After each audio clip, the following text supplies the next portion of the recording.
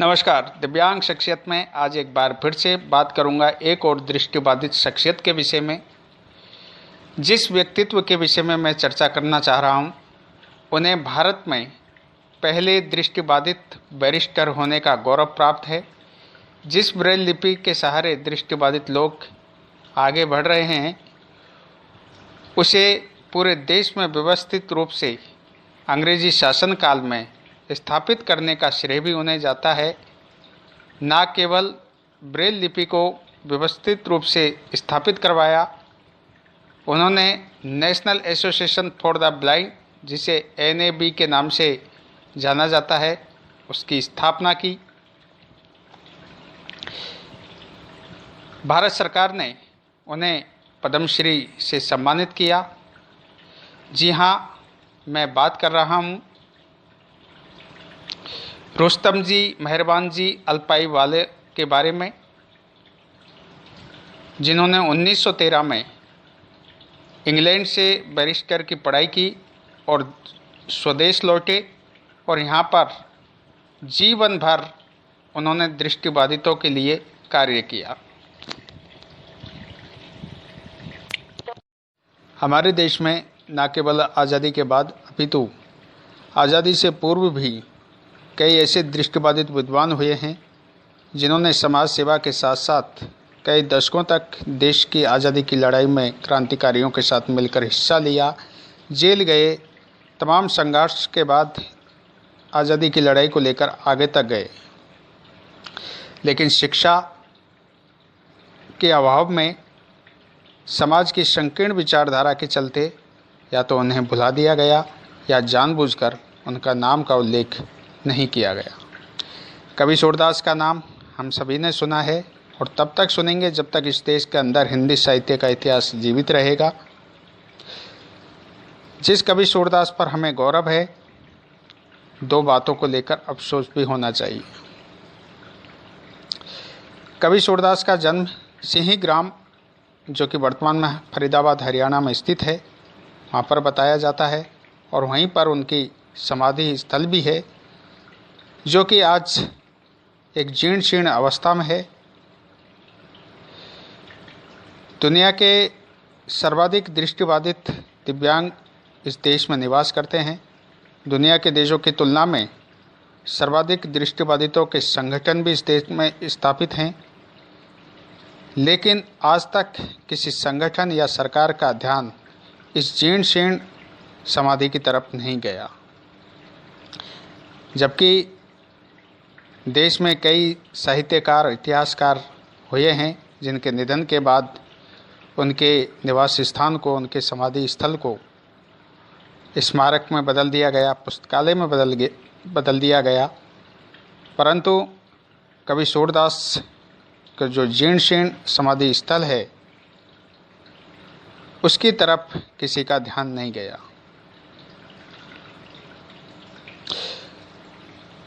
हमारे देश में कई महापुरुषों की, कई साहित्यकारों की जयंती भी मनाई जाती है। हम लोग भी हर्षोल्लास से उस जयंती को मनाते हैं, लेकिन बहुत कम देखने को मिला है कि कवि सूरदास जी की जो जयंती प्रतिवर्ष मई महीने में आती है, उसे हर्षोल्लास से मनाया जाता हो। ये बहुत कम देखने को मिलता है। बहुत सारे ऐसे दृष्टिबाधित दिव्यांग होंगे जिसे इस जयंती के विषय में जानकारी भी नहीं होगी।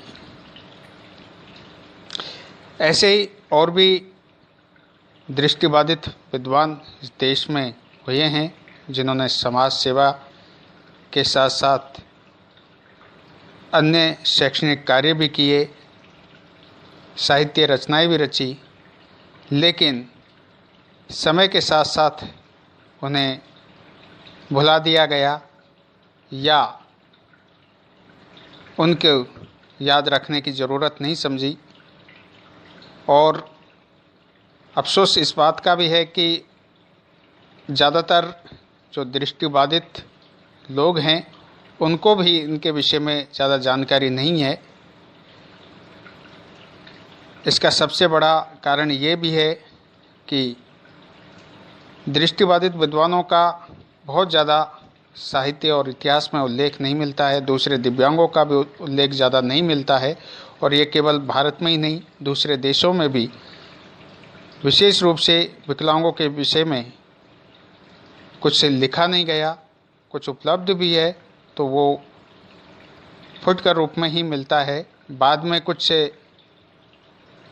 किताबें विकलांगों पर आई भी हैं, लेकिन अगर 50 वर्ष से पहले की बात की जाए, एक ऑस्ट्रेलिया को छोड़कर बाकी देशों में ज़्यादा कुछ विकलांगों के विषय में नहीं लिखा गया है। आज मैं जिस दिव्यांग शख्सियत की चर्चा कर रहा हूँ, उनका भी इस देश में महत्वपूर्ण योगदान रहा। अंग्रेजी शासन काल में उन्होंने पढ़ाई की, यहाँ तक कि अपनी बैरिस्टर की पढ़ाई करके वो भारत लौटे और संपूर्ण जीवन उन्होंने दृष्टिबाधित दिव्यांगों की सेवा में समर्पित किया।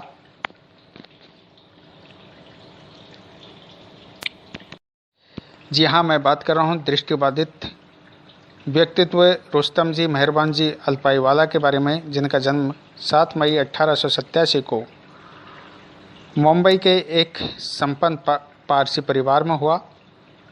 उस समय देश की आज़ादी की लड़ाई से लेकर आर्थिक स्थिति को मजबूत करने तक के लिए पारसी समुदाय को जाना जाता था। आज पारसियों की जनसंख्या केवल 7,000 है पूरे देश में, जो कि बहुत कम है। रुस्तम जी जन्म से ब्लाइंड नहीं थे। धीरे धीरे बचपन में उनकी आंखों की रोशनी कम हो जाती है और आगे चल के वो पूर्णतः दृष्टिबाधित हो जाते हैं। तमाम चुनौती और बाधाओं के बाद भी माता पिता का स्नेह उनको मिलता रहा, परिवार का सहयोग मिला और यही कारण था कि समय रहते हुए उन्होंने भारत में ही अपनी स्कूली एजुकेशन को कंप्लीट किया। उच्च शिक्षा के लिए माता पिता ने उन्हें विदेश भेजा, यानी वो इंग्लैंड चले गए। वहाँ रहकर उन्होंने कानून की पढ़ाई की। 1913 में वो बैरिस्टर की पढ़ाई कंप्लीट करते हैं। उपाधि मिलने के बाद में वो भारत आते हैं और यहाँ पर अपना कार्य करते हैं। बैरिस्टर की पढ़ाई के लिए अंग्रेज़ी सरकार की कई शर्तें हुआ करती थी और मैंने कहीं पढ़ा था कि उसमें ये भी था कि जिस कानून के विद्यार्थी को इंग्लैंड का संविधान मौखिक याद होता था, उसे ही बैरिस्टर की उपाधि दी जाती थी, अन्यथा नहीं। अल्पाईवाला भारत आते हैं और यहाँ रहकर वो वकालत करते हैं। 1920 के आसपास उन्होंने फैसला किया कि दृष्टिबाधितों के लिए समाज सेवा की जाए और उन्होंने इसके लिए प्रयास शुरू किए। पहला जो कार्य उन्होंने किया, जिसके लिए प्रयास शुरू किए, वो था ब्रेल लिपि को लेकर, क्योंकि उस समय तक देश में ब्रेल लिपि की स्थिति अच्छी नहीं थी। हर स्कूल में अलग अलग ढंग से ब्रेल लिपि को लिखाया जाता था और लिखने का माध्यम केवल अंग्रेजी हुआ करती थी। एक समान ब्रेल लिपि का अभाव देश में था और यही कारण था कि ब्रेल में किताबें भी उपलब्ध नहीं होती थी, क्योंकि अलग अलग ढंग से लिखने के कारण किताबें नहीं छपती थी। वो प्रयास करते रहे। 1923 में एक अंतर्राष्ट्रीय सम्मेलन जो कि डेफ एंड ब्लाइंड का था, उसमें वो हिस्सा लेते हैं और अंग्रेज सरकार के समक्ष एक प्रस्ताव रखते हैं और वो प्रस्ताव यही था कि भारत देश के अंदर दृष्टिबाधितों के लिए एक समान ब्रेल लिपि स्थापित हो, उसकी व्यवस्था हो। लेकिन अंग्रेज सरकार थी, इतना आसान नहीं था मांगे मनवाना और यही कारण था कि उनको भी इसमें सफलता नहीं मिली। कई सालों तक वो प्रयास करते रहे।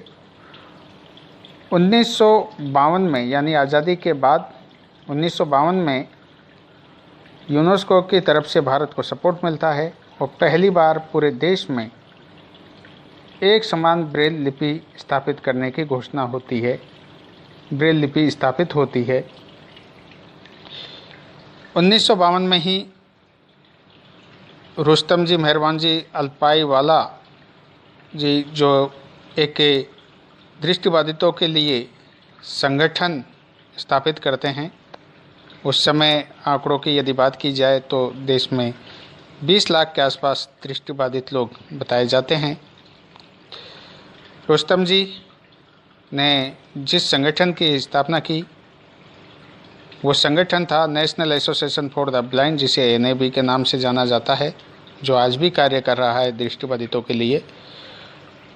इसकी स्थापना उन्होंने की और उनका उद्देश्य था कि दृष्टिबाधितों को न केवल शिक्षण से जोड़ा जाए, शिक्षा दी जाए, उनको प्रशिक्षण भी दिया जाए ताकि वो आत्मनिर्भर बन सकें, अपना कार्य कर सकें। तो शिक्षण प्रशिक्षण के लिए उन्होंने national association for the blind की स्थापना की। आगे चलकर वो कार्य करते रहे, लेकिन 1956 में अचानक उनका जो आधा शरीर था उसने काम करना बंद कर दिया, उनको पैरालाइज हो गया और अंत तक इस समस्या से वो उभर नहीं पाए। उनका स्वास्थ्य ठीक नहीं था, लेकिन उसके लिए वो प्रयास करते रहे, दृष्टिबाधितों के लिए कार्य करते रहे। इन्हीं उपलब्धियों को देखते हुए 1961 में भारत सरकार ने फैसला किया और उस फैसले के अनुसार रुस्तम जी को पद्मश्री सम्मान से सम्मानित किया गया, जो कि देश का चौथा नंबर का सर्वोच्च सम्मान है।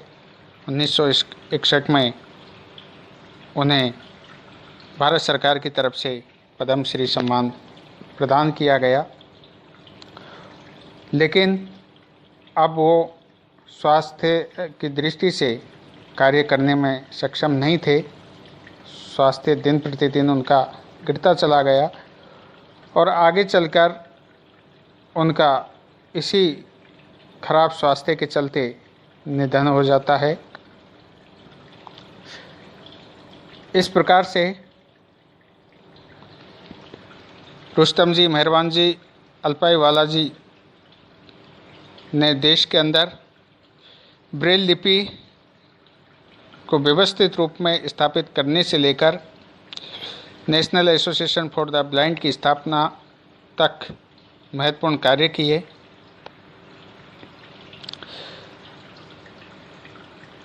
कुछ दिन पूर्व मैंने यमुना प्रसाद शास्त्री जी, जो कि भारत के दृष्टिबाधित सांसद थे, उनके विषय में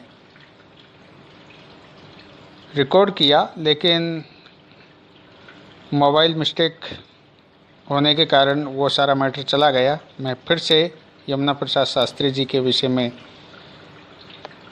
वीडियो तैयार करूँगा। आज के लिए इतना ही। Thank you. आप लाइक, सब्सक्राइब, शेयर कर सकते हैं चैनल को। धन्यवाद।